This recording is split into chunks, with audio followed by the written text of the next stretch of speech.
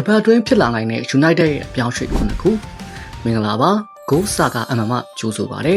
ဒီတစ်ပတ်အတွင်းမှာပဲ Manchester United အသင်းမှာကစားသမား9ယောက်ထိအဝင်အထွက်အပြောင်းရွှေ့တွေပြုလုပ်သွားဖို့ရှိနေပါတယ်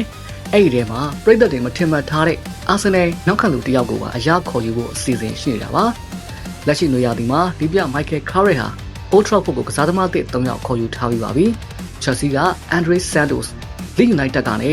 အလွတ်ပြောင်းရွှေ့ခြင်းနဲ့ရှာခဲ့တဲ့ကိုသမား Carl Darlow အပြင် Aston Villa က Yuri Tielemans တို့ကိုအဓိကအားဖြည့်ထားတာပါ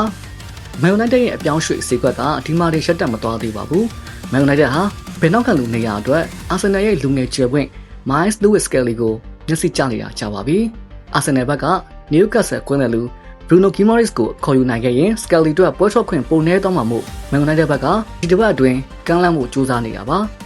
ခြားတစ်ဖက်မှာလည်း Man United ဟာကွင်းလယ်ကိုထပ်မံအားဖြည့်ခြင်းနေပါတယ်။ရိုမာအသင်းကပြင်သစ်ကွင်းလယ်လူမာနူကိုနေကိုပြတ်မှတ်ထားနေပြီးဒီအပြောင်းရွှေ့ဆင်ပြေဖို့အတွက် Marcus Rashford ကိုအလဲအထက်လုပ်ဖို့ပါစဉ်းစားနေပါတယ်။ပြီးခဲ့တဲ့ရှာဒီကဘာစီလိုနာမှာအငှားသွားကစားခဲ့တဲ့ Rashford ဟာ Old Trafford မှာဆက်ရှိမနေကျင်တော့တယ်လို့အသင်းဘက်ကလည်းရှောင်းထုတ်ချင်နေပါတယ်။ FFP စီမံနေကြောင်းအခက်တွေ့နေတဲ့ရိုမာအသင်းတို့တိုက်ဆိုင်မှုရရှိမဲ့အခွင့်အရေးဖြစ်ပြီး Man United အတွက်လည်းပေါင်တန်း90တန်ကြေးရှိတဲ့ကိုနေကိုရရှိသွားနိုင်တာကြောင့်နှစ်ဦးနှစ်ဖက်အကျိုးရှိမဲ့အလဲထက်ဖြစ်လာနိုင်ပါတယ်။ဒါအပြင်အသင်းကလည်းထွက်ခွာတော့မဲ့ Academy ထွက်လူငယ်ကစားသမား၄ယောက်လည်းရှိနေပါတယ်။လူငယ်ကိုသမား Redek Vida ကိုအပိသက်ရောင်းချဖို့ပြင်ဆင်နေပြီး Sunderland နဲ့ Championship Club တွေကသဘောကျနေတဲ့ဘယ်နောက်ခံလူ Harry Abbas ကိုလည်းပေါင်6တန်းဝန်းကျင်ရရင်ရောင်းချသွားမှာပါ။ဒဏ်ရာပြဿနာတွေရှိခဲ့တဲ့ကွင်းလယ်လူဒန်ကိုဝါကို Middlesbrough ကစိတ်ဝင်စားနေပြီး Premier League အဆင့်မှာကစားနိုင်တယ်လို့အကဲဖြတ်ခံထားရတဲ့ Toby Collier ကိုလည်းဖွဲ့ထုတ်ခွင့်ပုံမှန်ရှာဖို့အတွက်အပိသက်ရောင်းချသွားဖို့ရှိနေပါတယ်။ Man United ပြည်သက်တွေအတွက်